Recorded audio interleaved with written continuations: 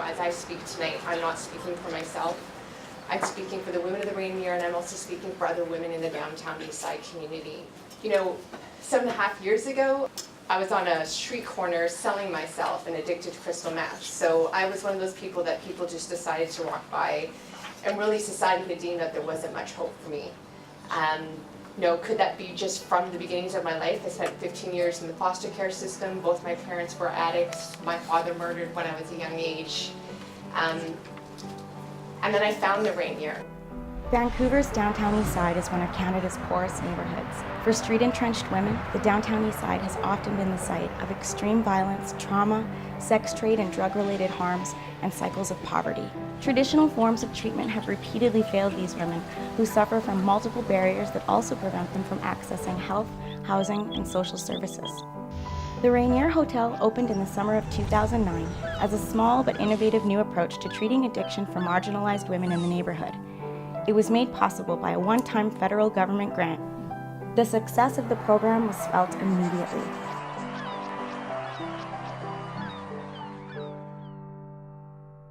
Right from the very beginning, it was awesome. The staff were awesome. I couldn't believe some of the things that we received while living here.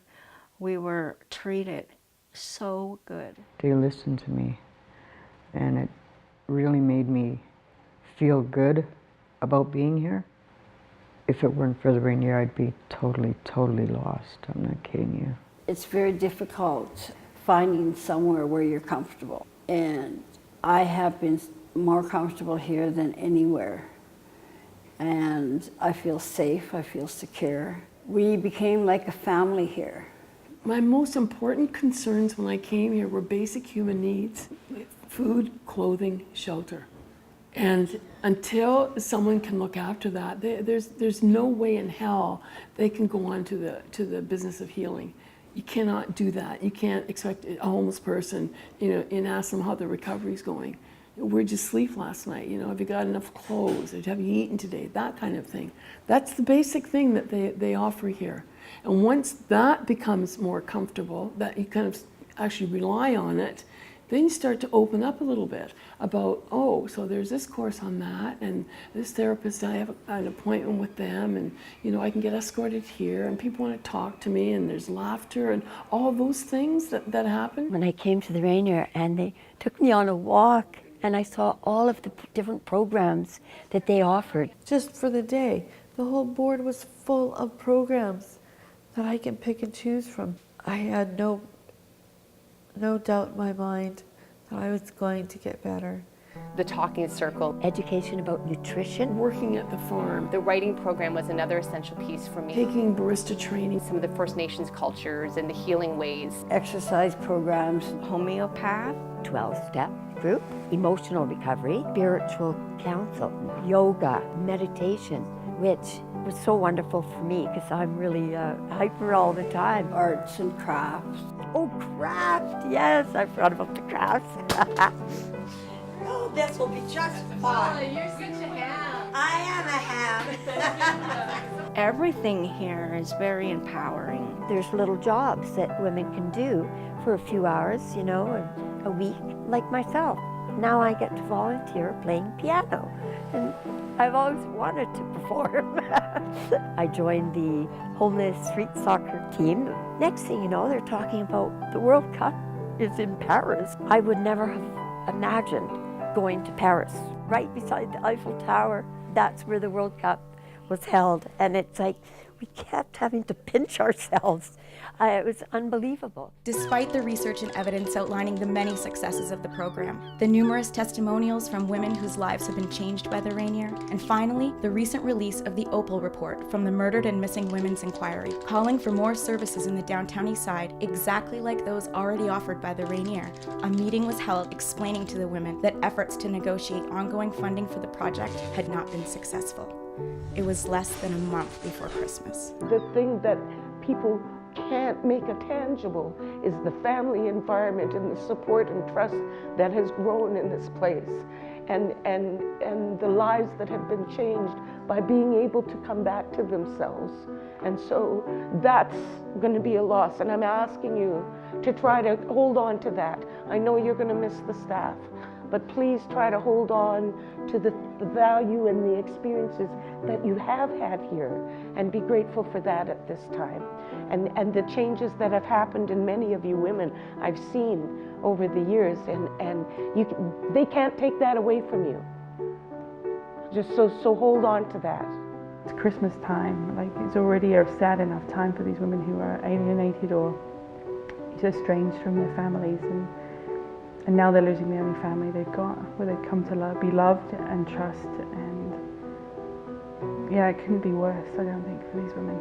When I first found out about the cutbacks, I had lost hope, especially with losing some of our staff members. You know, it took a lot for me to be able to open up and to be able to trust these people, and now they're not here. And what's going to happen?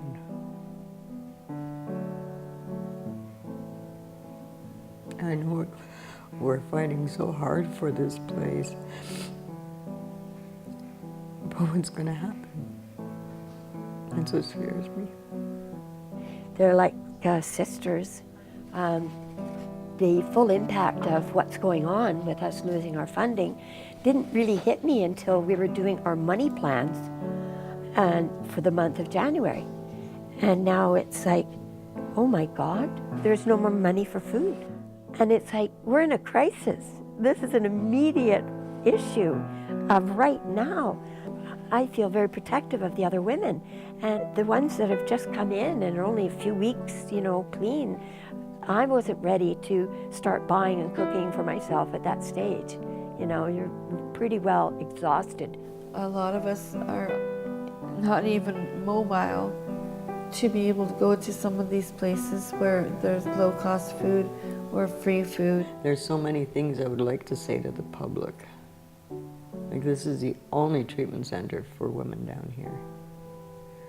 Women who want a normal life and have to fight to get it. We have our own personal wars, and if the public wouldn't look down on us because of what we did, because we're still human.